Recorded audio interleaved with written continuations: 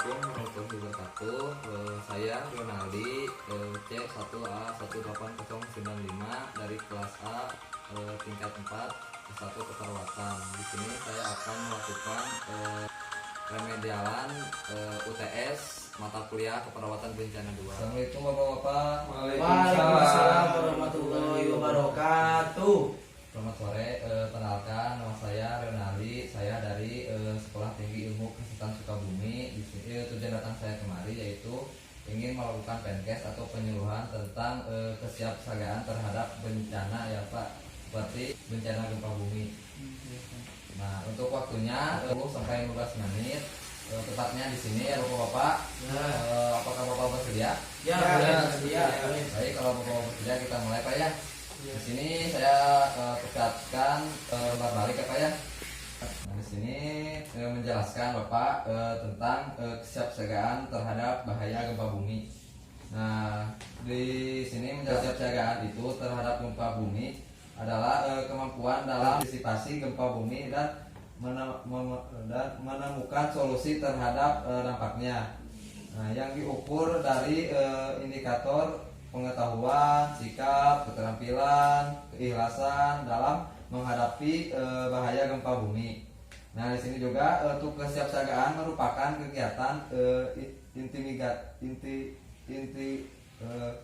kegiatan mitigasi bencana dalam upaya meminimalkan risiko yang timbul dari bencana gempa bumi. Nah, lalu meliputi tindakan sebelum kegiatan, tindakan saat kejadian dan setelah kejadian gempa bumi. Nah, di sini juga ada definisi gempa bumi. Bapak sudah tahu gempa bumi Bapak seperti apa? Itu tahu Pak, ada sedikit getaran.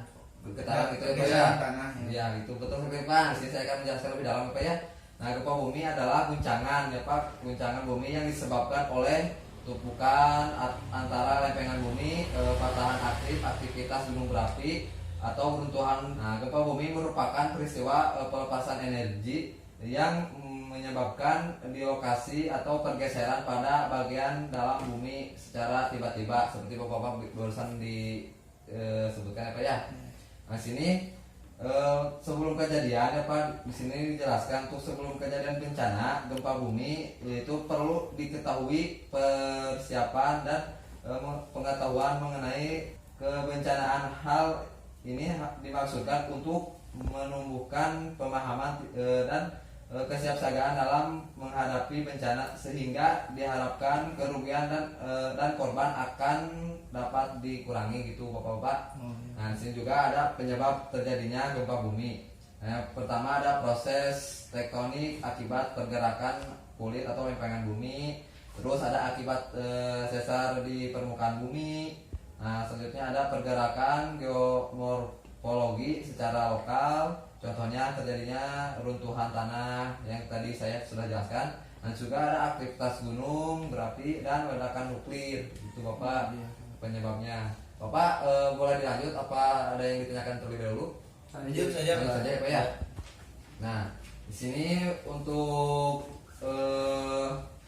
kesiapsiagaan terhadap bencana ya Pak, di sini ada sebelum kejadian bencana. Dan di sini jelaskan kita perlu memahami daerah yang kita tinggali, yaitu merupakan daerah yang dekat dengan jalur gempa sehingga perlu sikap waspada dan kesiapsiagaan.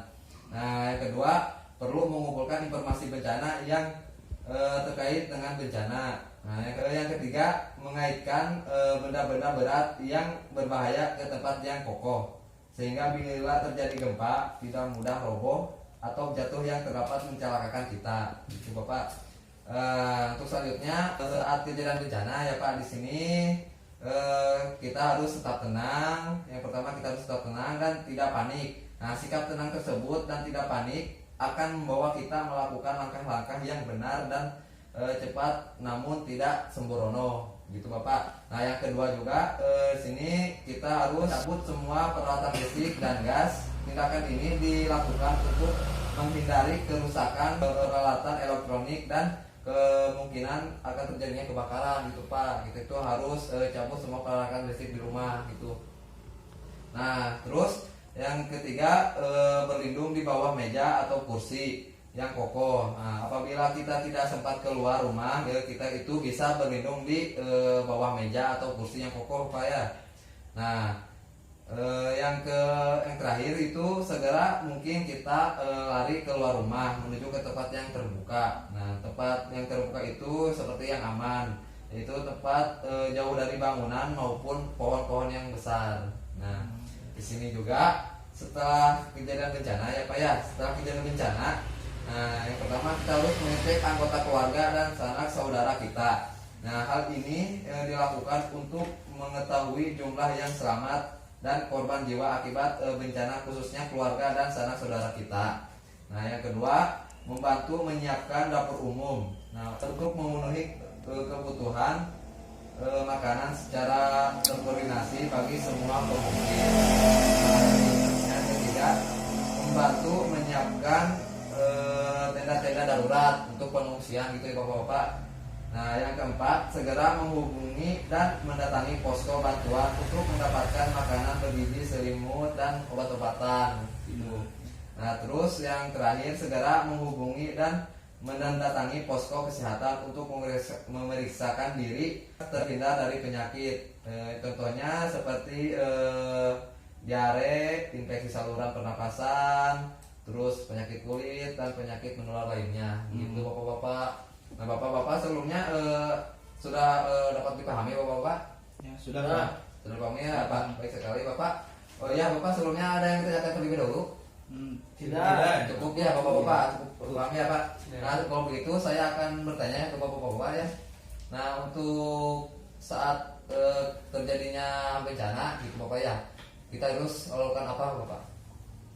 Harus berlindung meja yang kokoh.